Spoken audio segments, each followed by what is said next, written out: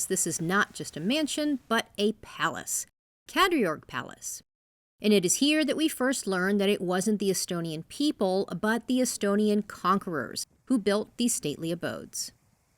Kadriorg Palace was built in 1718 by Peter the Great, soon after he had conquered Estonia. As with all his conquests, he was expanding the Russian Empire and making the statement that the new Russia was a very European one, full of high art and high culture, which is why this palace was done in this beautiful Italian style. But what about that name? Kadriorg translates to Catherine's Valley, because his wife's name was Catherine.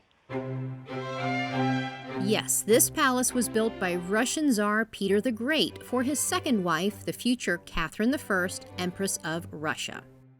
You can see the inscription here on this plaque, marking the foundations of Kadriorg Palace in 1718.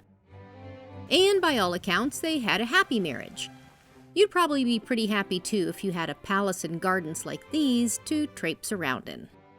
This elegant palace came to be because of the Great Northern War in the early 18th century, when Russia conquered new lands across northern Europe, including Estonia.